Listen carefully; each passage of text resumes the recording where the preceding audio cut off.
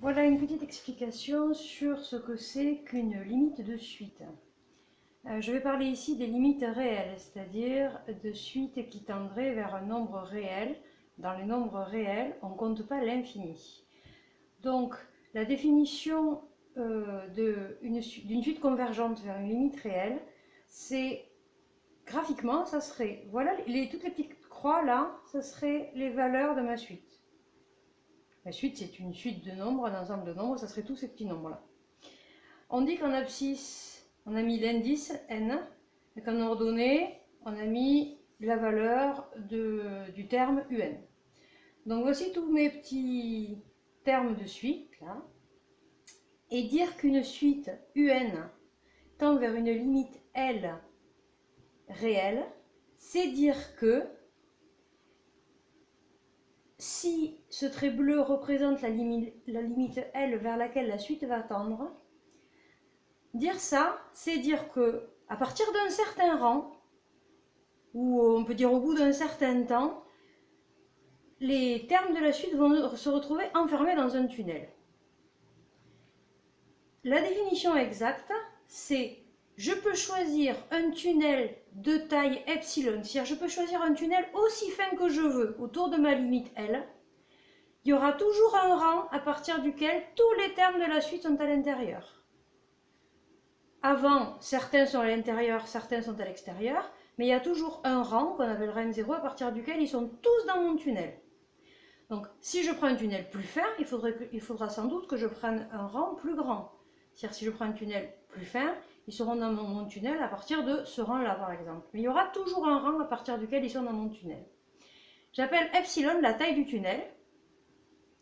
Et donc, je peux toujours choisir un tunnel de taille epsilon, aussi fin que je veux autour du nombre L. Et quand je choisis ce tunnel, il y a toujours un rang à partir duquel tous les termes de la suite UN sont dans le tunnel.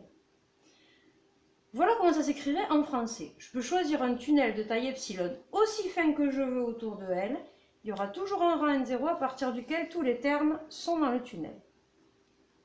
On va écrire ça de façon de plus en plus mathématique.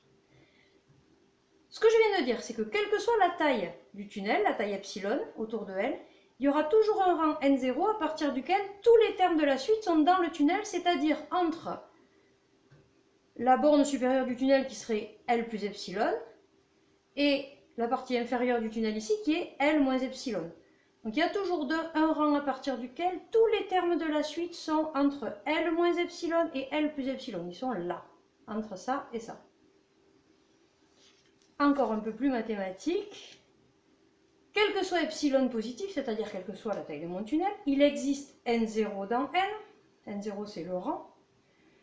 Tel que dès que n est plus grand que n0, c'est-à-dire dès que le rang dépasse le rang n0, tous ceux qui sont après, un est entre L moins epsilon et L plus epsilon. Je dis toujours la même chose. Quelle que soit la taille du tunnel, epsilon positif, il existe n0, un rang, à partir duquel, c'est-à-dire dès que le numéro du terme, l'indice du terme est plus grand que n0, un est dans le tunnel, c'est-à-dire un est entre L moins epsilon et L plus epsilon. Je vous laisse comparer avec la version précédente. Encore un peu plus mathématique. Alors, pour quel que soit, il y a des quantificateurs qui existent. Quel que soit, on peut l'écrire comme ça. Et ce symbole, il veut dire il existe. Typiquement, dans la définition de limite, on les voit souvent apparaître. Donc, je réécris encore la même chose. Quel que soit epsilon positif, c'est la taille de mon tunnel. Il existe n0. C'est le rang du terme, donc c'est un entier naturel, c'est dans n. Tel que dès que n est plus grand que n0, le terme un est dans le tunnel.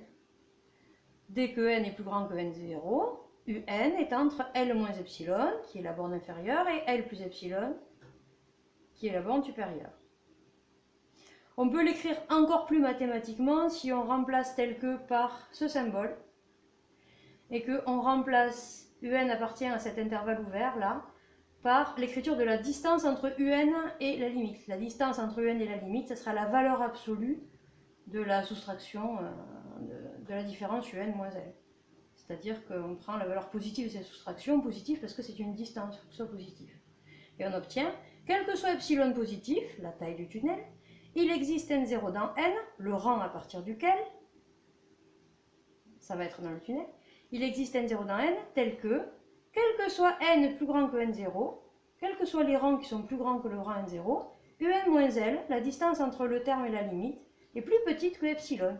C'est-à-dire que un ne peut pas s'éloigner de L d'une distance plus grande que epsilon. Il est coincé dans le tunnel. Et ce qui est intéressant dans cette définition, c'est que j'ai pris epsilon positif, mais je peux le prendre aussi petit que je veux. C'est-à-dire que si je fais un tunnel très fin, il y aura toujours un rang où ça va marcher. Donc les termes vont être aussi près que je veux de la limite, et c'est ça la définition d'une limite. Si cette définition n'est pas vérifiée, dans tous les autres cas, on dit que la suite diverge. Donc ça voudra dire soit qu'elle a ce qu'on appelle une limite infinie, soit qu'elle n'a pas de limite du tout. Voilà.